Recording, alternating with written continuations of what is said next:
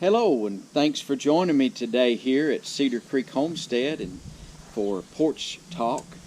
And I hope you're having a wonderful and blessed day today. And I wanted to talk to you just a little bit about this week about who controls the meat or where's the beef. And this ranching, farming, and it's probably been this way throughout the ages, but it seems like there's a lot of folks would like to control where your food comes from. We see that in the big crop farmers now that are into the GMO crops and Roundup. They can spray Roundup on their fields, and and sometimes I got mixed feelings about that. I worry that the GMO crop, there's as many people who, as many scientists, I guess, that are saying it does cause cancer as those that say it don't. And anytime there's something with big money involved, and there is, these big companies that, Bayer and Monsanto and them, there's lots and lots of money. They patent their seeds. Sometimes, though, I think if we didn't have some say, well, it's just, the way they want you to believe, but I don't think so. I think you got to have some, if it wasn't for some of the GMO crops that they're growing now where they can grow it so big, a lot of the farmers wouldn't be able to stay in business. If you had to go back to plowing all the ground, now they do. If you're familiar with this and you followed it all, and I'm not trying to, I don't know how I'm trying to say this exactly, but they do a lot of no-till practices, and for years they tore up the ground here every year, broke it with a plow, disked it, did all kinds of stuff to it, and a bunch of the soil washed off and ran down the river. Now the land isn't as fertile as it used to be. But the farmers are starting where they do no-till. So they'll spray it with Roundup, and then they plant these GMO crops. And the GMO, basically, what they've done is fix it where the Roundup won't kill it. So, but in the process of doing that, they patent their seeds and they're controlling the food that way. So getting into the beef industry or the meat industry is pretty much going that same way. And there will probably be a time in the future that you won't be able to grow just what you want to grow. You'll have to grow certain seeds. I know there's Baker seeds and those out there that are trying to provide heirloom seeds. But if those ever disappear and you have to buy seeds, the seeds that are patented are outrageous. And they're making everything GMO now. Well, when you get into the meat industry, a guy named Don Tyson, who started Tyson's, you've probably heard of them. Most people have, I'm sure. You can buy the frozen chicken, or you can buy fresh chicken in your meat aisle at your store that will have Tyson's. And they have bought out a lot of different, they bought out Hudson's, which used to be a big chicken producer, and they bought out a bunch of little places, and they're big time now. They're located in Springdale, Arkansas, which is not very far away from here. Don Tyson Jr., I've been in his home. The man they seem to be good people, but they're into making money, and they have stockholders. And so to get big, it takes money, and it takes control, and it takes probably some things that you and I would consider underhanded or crooked. And the meat industry, at one time, Don Tyson Sr. started out raising chickens on his own, and he would take them places and they would butcher chickens that he raised. Down here at our local town, there was a store called Hayes's Grocery Store here on the corner. The building is still there. It's a landmark here in our little town. But that old building, you could get almost anything there. They butchered in the back. They had a real butcher shop. I mean, they butchered live animals. They butchered hogs. They butchered beefs. They would buy beef from somebody. You'd bring it there. They would butcher it. They'd buy fattened beef, you know, like you'd raise it on corn or whatever. Gotten it fattened up on corn. Or maybe you had hogs that were top quality. They'd buy it from you, and they would butcher it there at their location here in our little town. Also chickens. You could bring chickens that you raised on your farm, and they would butcher them there. Besides, they sold local produce, you know, and they would also, well, I'm sure they had to import a lot of things. If they had bananas, those had to be imported. But a lot of stuff, especially in season. But that's how they done it. When I was a little boy, the store finally went out in my youth, but we would go there with my mother, and they had a deli thing in the back where you got sliced meats, you know. Used to, instead of buying your bologna in a vacuum wrapped deal, you bought it, and they weighed it out and put it in white paper, wrapped it up in butcher paper, and that's how you got it here. I mean, it was just a different time back then. But these farmers started out, but as time grew, and of course, in northwest Arkansas, you have Walmart, and Tyson's is right there in their neighborhood. So no doubt, I'm sure Tyson's was friends with Sam Walton, who owned Walmart, and there was a lot of ties there. You have J.B. Hunt, who started J.B. Hunt Trucking, and right up in that area, you have several big businesses, and that area is booming. I'm not criticizing, I'm just telling you a little bit of background here. But the beef industry is being taken over, and you have like the chicken industry. Instead of being able to raise your chickens and take them to someone and sell them, they finally worked them people out. Used to, you'd see a lot of big places in Arkansas that would raise turkeys out in the open. Now turkeys are primarily raised, those big white ones are artificially bred. They're fed a big heavy diet. They have them bred up just like they do those broiler chickens that you buy. And now it's a big commercialized thing, and they'll let you build a house to raise turkeys, or they'll let you build a big house to raise chickens, but it's got to be built exactly to their specifications. They have biosecurity. They put medicines and antibiotics and things in the waters. There's hormones. I realize some are hormone free, or so they advertise. But they have bred these chickens up in such a manner, and they've bred the turkeys up.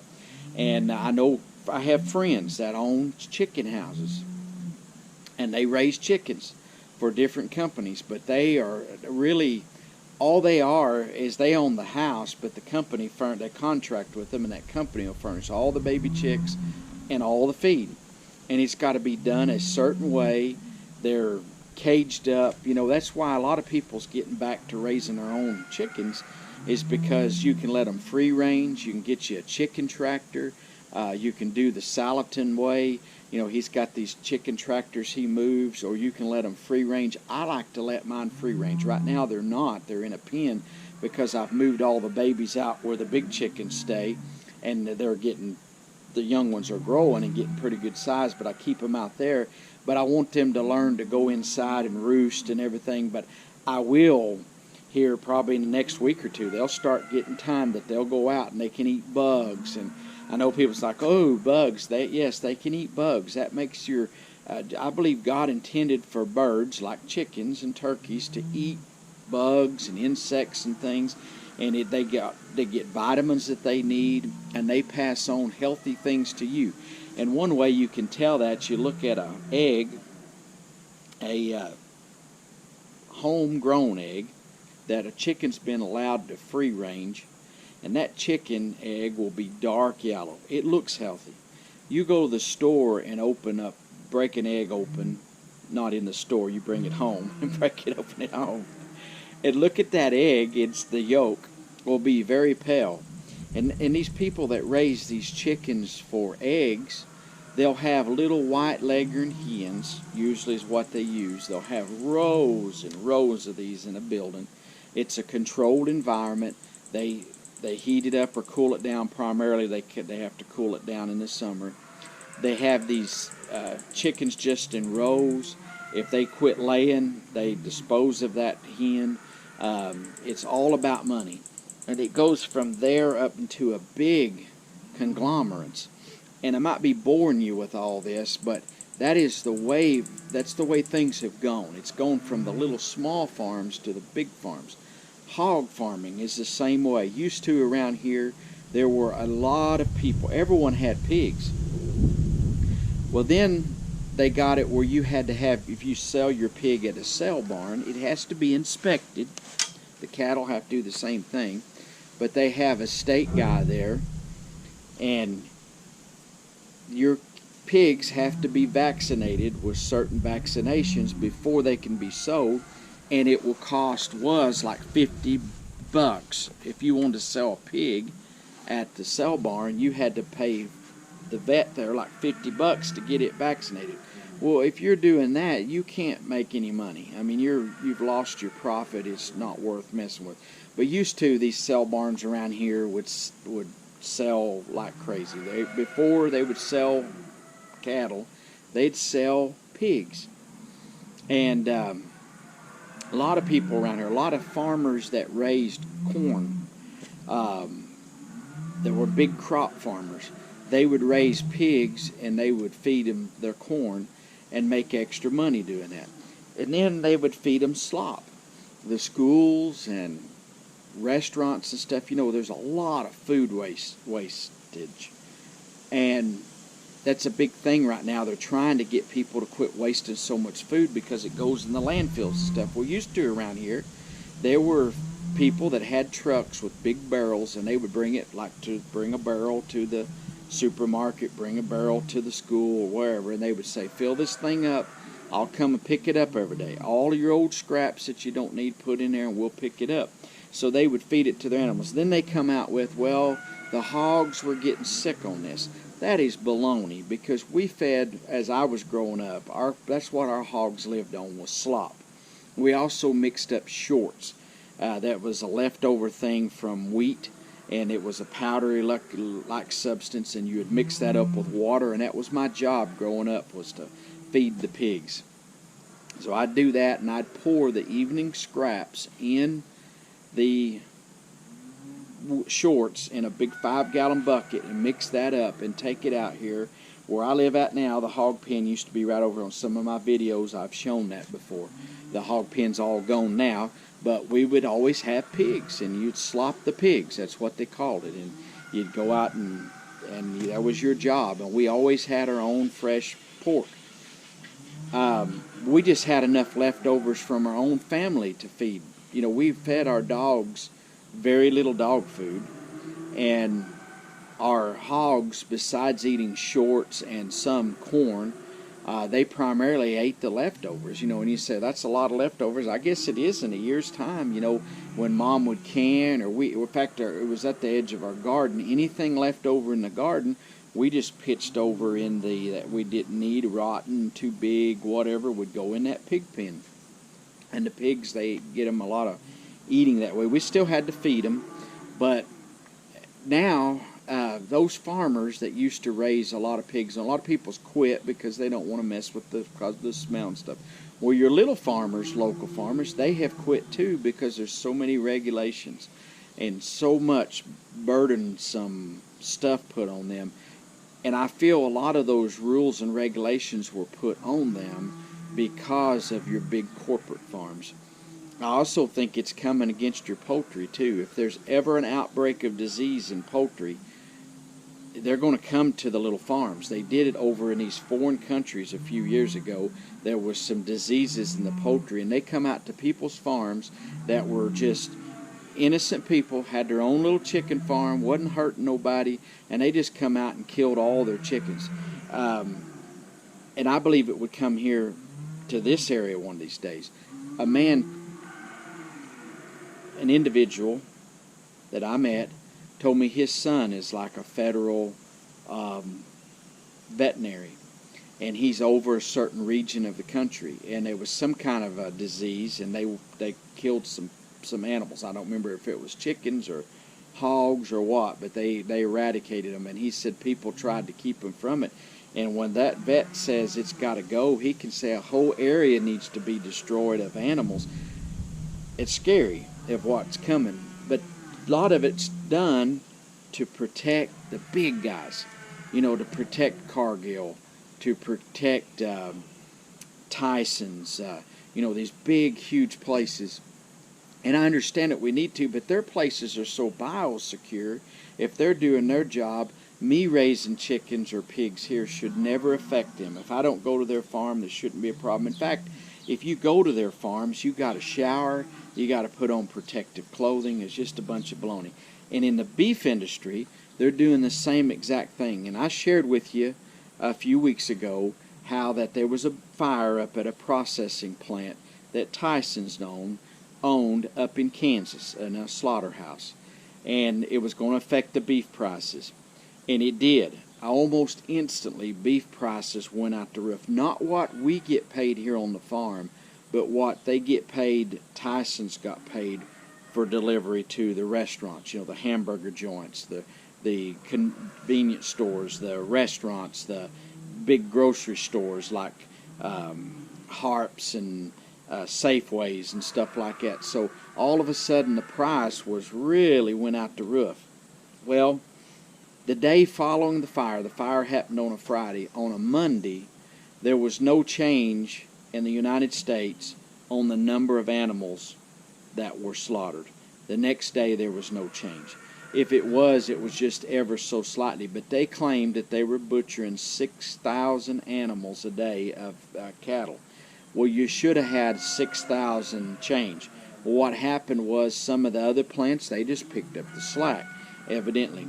But still, the price, they gouged people. Just like when a hurricane's coming, and some of these gas station owners that still have gas would jump it up $1 a gallon and make a whole bunch of money. Well, that's against the law to do that. And if they get caught, they get in trouble. And we've had times here where little disasters come along and happen, and the state attorney general will go and investigate businesses that have been accused of price gouging. So anyhow, Tyson's and them, it appears that they've colluded and done price gouging with the other slaughterhouses, the other people that produce, Cargill and on them. It appears that there's a lot of underhanded stuff. They give the producers like me very little money compared to what they're getting out of their animals. So here a while back there was some numbers that they were making like $500 per animal that they was butchering. After all their expenses, a lot of them are union shops, whatever, and they pay high wages. They was making like $500 an animal clear. Exceptional, great money that they're making. You figure they're butchering 5,000, 6,000 animals a day, and they're clearing $500 a piece. That is a bunch of money. If they're just clearing 100 a piece, that is a lot of money.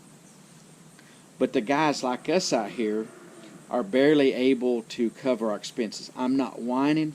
I just have to run a lean machine here to keep me profitable in the cattle industry. But what's happening is they're trying to weed out the little guys, and they want to get it to where it's big-time business. They're even experimenting with raising cattle indoors just like they do chickens and stuff like that. Tyson's and Cargill are both into this fake meat. Fake meat. Who would want fake meat? And I don't know if you just heard, like I'm talking about fake beef. Now there is fake chicken. They're experimenting with fake chicken wings. Who wants a fake, boneless chicken wing? Why not have the real deal? If you've ever had real fried chicken, I mean, like Granny made, my mama, we'd kill chickens out here and raise them. When they get big enough to eat, we'd kill some chickens. My mom would fry them up in an old iron skillet and cook them in lard or Crisco. and make homemade gravy and mashed potatoes, I'm telling you folks, you ain't ever had anything. Colonel Sanders cannot even start to touch a good old-fashioned home fried chicken. Now everybody's into the chicken breast, boneless, skinless chicken breast and all that stuff. I'm talking about where you get you an old chicken leg that's been fried, I mean slow cooked, fried, it's thoroughly cooked, and I tell you, there ain't nothing better on planet Earth to eat than a good old piece of fried chicken. When I was a kid, my mom would fry up a chicken, and I got the 2 legs. My 2 younger sisters, they each got a wing apiece. They never did eat much, and Mom and Dad ate the rest of the chicken. If one of the girls wanted something extra, you know, they'd give them a piece of a breast or whatever, but it had the bone in it. My mom would eat on the neck. You wouldn't think that neck has much on it, but my mom would gnaw on the neck, and she'd eat the liver and stuff like that. But anyhow, getting back to this just a little bit, you know, now they're wanting to make fake chicken, and they have fake beef. The fake beef company, one of them I was reading about the other day, has, when they offered their stock, they brought in bukus of money. But they have yet to have ever made a profit off of it. And I'm like, how could they make a profit? Who wants to eat fake meat? These people that's eating the fake meat are also the same ones that are into wanting everything organic and wanting everything non-GMO, and then they're going to eat fake beef. I'm going to tell you what, they even put beet juice. I know a lot of you are into drinking beet juice, but they're putting beef juice to make them bleed red. They're so full of soy and all kinds of other junk, plant-based stuff. If you want plant-based patties, I have them laying all over my pasture out here. They're cow patties, but I don't want to eat one. I want to eat a real hamburger, and I really don't think folks are really ever going to catch on to that, but the way this world's going, there ain't no telling. But the industry as a whole is I believe they're trying to weed the little small farmers and ranchers out. And the feed cost and everything that they do. And if you're just a little guy, like you just want to raise you a beef at home, you do pretty good. But even if you take it off to get it butchered, our last one beef that we took off last year cost us almost $600 to get that butchered. If you don't actually butcher it yourself and you don't actually just raise it yourself, it's going to get almost too expensive to even buy meat. And the fake meat is not going to be cheap. It's just going to be something that they can raise and get around. It may be cheap at first, but it's going to be something that they can get around having to raise real animals. But they're trying to control the industry. But getting back to the beef and where's the beef, title of today's Porch Talk is the Sonny Perdue with the USDA has announced that they're investigating these companies for their collusion and for their manipulation of the market for price gouging when that plant caught on fire and burnt. And I've been told, from what I understand, that plant only back in where the cardboard boxes and stuff was at actually caught on fire. So there should be no reason that plant can't get back up into operation. And I think that Tyson's overemphasized it and went on just to get the price up. And I told you on my video that to be careful because this fall the prices could go up. Well, they probably are going to go up, but it probably really isn't because of this fire. It's just that they kind of gouged people. And, you know, it's just a greedy thing to try to make all... and the Bible talks about that in the last days, this is how it would be. And I think we're into such times, it's such corruptness. Back into the cattle also, you may not follow this kind of stuff. If you're a homesteader and you don't raise cattle, you may not be watching. But they have a lawsuit going on right now through a group called Metcalf, and some others have joined together with lawsuits against Tyson's and some of these other companies because there's not very many of them, of these big slaughter companies, and so a little handful controls the meat. They control the pork, beef, and chicken industry. And if somebody tries to start up a new one, they're usually weeded out some way, somehow. They play dirty. I understand in business things get tough and you got to get rough, but they really play dirty. So these little companies are being weeded out. Anyone that tries to open up a new slaughterhouse, if they're not part of the big conglomerates there, the big four, but anyway, they got a lawsuit against them, and they say they have evidence that they get together and they set their prices. Now, in my business of heating and air conditioning and appliances, if 3 or 4 of us get together and we sit down and we say we're all going to charge $100 service call, everybody in the state of Oklahoma, we're all going to charge $100, they say that is illegal. You can't get together and set your prices back. Whether that's true or not, I don't know, but I've always been told that that's against the law. And it doesn't sound right. But if we were allowed to do that, if it was legal, all the heat and air companies in the state would get together and we would all say, we're going to do this price, and everybody will do it, and we'll all agree to it, and or we're going to, instead of $100, we're going to do $150 so we can really get rich. And I've always been told that that is illegal to get together and work that kind of stuff out. So, but it appears there are some action. I hate that when the government has to get involved. Anytime there has to be lawsuits and the government gets involved, this shouldn't have to be. We shouldn't have to have this kind of action to take place. But the beef, where's the beef? Where's it coming from? What's going to happen to our beef industry? What's going to happen to the world as we know it? It is rapidly changing. And I think us as homesteaders, if there was ever a time to know how to raise you some chickens, if you're able to raise you some pork, if you're able to raise some beef, if you like lamb, goat, whatever, learn and have the skills and have you some seed stock. If you're going to raise rabbits, get you some rabbits and get started. And it takes a little bit. But figure out, because in the future, if things keep going, only the very wealthy are going to be able to have meat in this land that we're in. Anyway, hey, I've rambled on enough here today. I sure appreciate you watching and all of our loyal subscribers and those of you that's been commenting and giving such nice comments. And I apologize if I'm not commenting to everybody's comments. There was just so many the past couple of weeks, and I've been so busy. I'm trying to comment as much as I can. If nothing else, I give a thumbs up. I read your comment and I put a thumbs up there.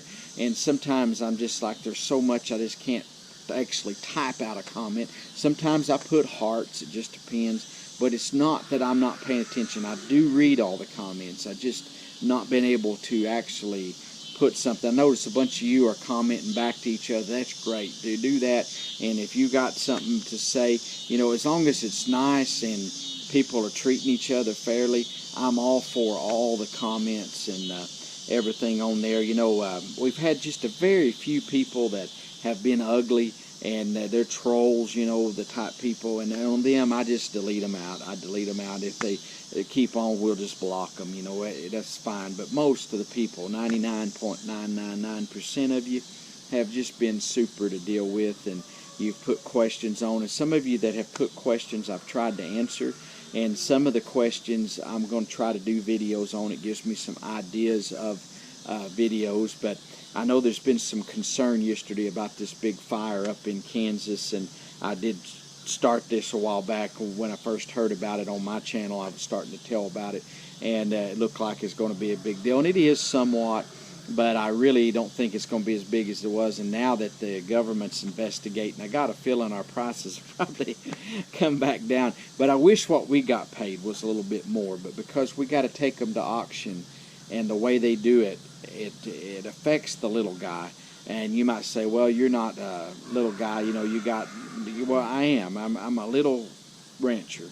We have less than 100 cows, and I know a lot of people around here that have less than 100. Most people around here do. Most have less than, say, 20 head of cattle, but they do it for extra money. But because of the manipulations, the price manipulations, it sure is hurting folks, and concerns me about the future of where is our beef going to come from. Hey, I appreciate you watching this week. God bless you. We'll see you next week here on Porch Talk. And I'm actually not on the porch today. I'm out here. I'm weaning some calves and they keep bawling. So I thought if I was out here, it would be a little quieter. If the noise, you probably can hear them in the background bawling, and they got some mamas down here wanting their babies. So I apologize for that. But I was like, I'll get out here in front of this old pecan tree here and on this old swing thing here and do a little video this evening for this week. Hey, we'll see you next time. We're gone.